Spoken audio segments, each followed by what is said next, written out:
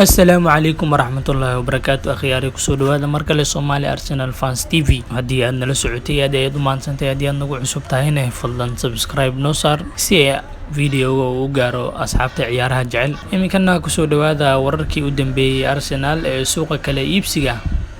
أرسنال أيا لشيغيا إن ay ku noqotay Alpha Melo ayna doonaysa inay saxiixdo maadaama ilaa hadda laga sugayo ciyaaryahanna kale kuwaasoo ay horey u ballan qaadeen inay keeni doonaan Alpha Melo oo ka imaaday Barcelona una soo wareegay Juventus lacag 60 milyan ay ku soo gadatay maadaama xilliga uu ahaa ciyaaryahan aad u qiimo badan hase ahaatee sidii ay ka rabeenna ay ka heli waayeen haddana ay diyaar u yihiin inay u iibiyaan wadahadalladu waa wada socdaan Arsenal iyo Juventus waan arki doonaa halka uu ku soo dhamaado heshiiskan sidaan ognahayba seasonkii hore ayaa Arsenal ciyaaryahanka ay ku doonaysay 1 sano halka Juventus ay ku doonaysay iyaduna 2 sano oo loan ah ama ahaan rabeen in laga qaato ciyaaryahanka hase ahaatee Arsenal iyo ayaga ay isku fahmi waayeen sidoo kale wararka ayaa waxay sheegayaan in Arsenal ay u leexatay Gerard Bowen ciyaaryahanka ilaa hadda ugu fiican West Ham seasonkii u dambeeyay aad ayuu u fiicnaa 18 gool iyo 13 caawin ayuu sameeyay taasoo ay ku qaadatay 53 game aad ayuu ugu fiicnaa kalabyada kale doonayana waxa kamid ah Liverpool oo aad u doonayay seasonkii horena kuna dhawaa inay saxiixaan hase ahaatee West Ham ayaa ku adkaysay West Ham ayaa la sheegaya hadda inay ciyaaryahan Bowen oo kale ay ka soo iibsanayso Valencia kaasoo iminkana ay ku doonayaan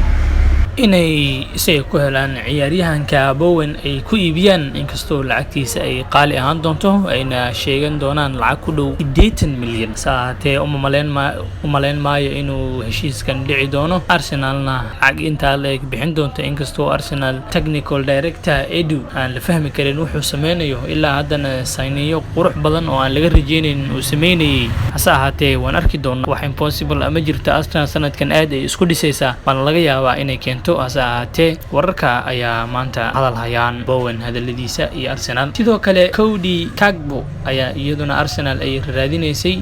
suuqa maalinkii la furay ilaa maanta iminkana ay doonayaan inay saxiixi doonaan inkastoo ay adag tahay in la soo saxiixo maadaama PSV oo ah kalaabka hadda uu dheelay ciyaaryahanka 2 game oo kaliya uga dhiman tahay inay Champions League ay u qualify gareeyaan sanadkan saacate soo lacagtiisa ay badan doonto maadaama uu Champions League usoo qualify gareenayo hasaatee Arsenal ayaa la sheegaya in ciyaaryahanka aad ay uga heshay ayna isku dayi doonto inay saxiixdo sidoo kale Lucas Paqueta ayaa isna hadaladiisa wali ay suuqa ku jirjiraan Arsenal ay wali isku haysaa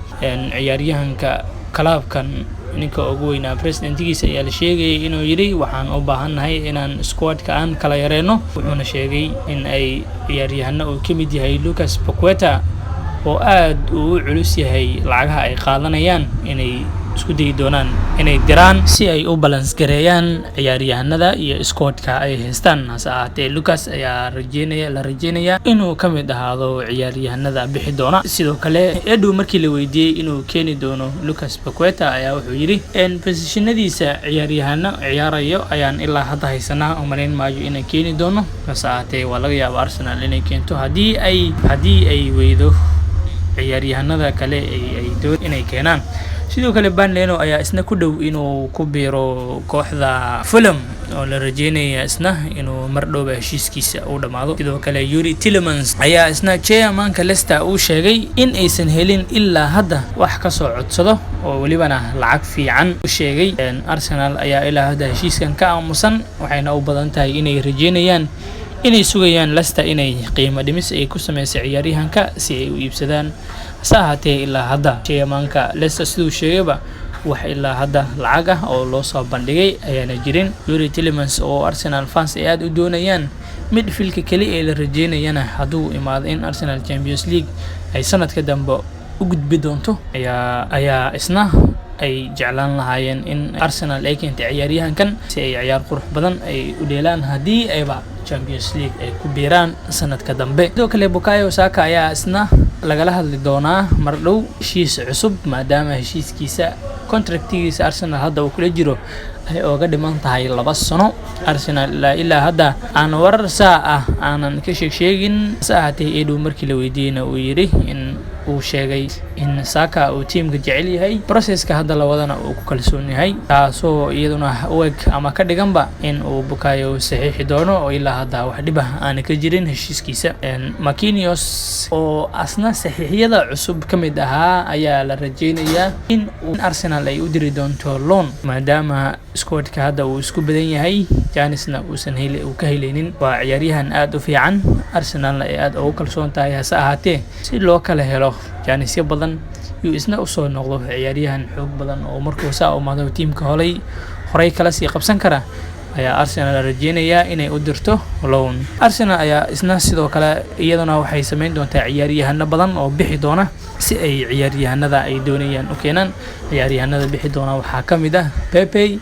iyo Pablo Mari iyo ciyaaryahano kale oo ay doonaysaba Arsenal inay dirto. Maitland Niles ayaa ka mid ah isna ilaa hadda Arsenal aanan qancinin. Bellerin ayaa iska jooga oo wuxuu u jooga ilaa hadda aan la garanaynin. Si ahaatee khiyaaray halka ayuu maanta wararkeen nooga egyahay waana arki doonaa waxay Arsenal ay sameyso. Wassalaamu calaykum waraxmatullaahi wabarakaatu.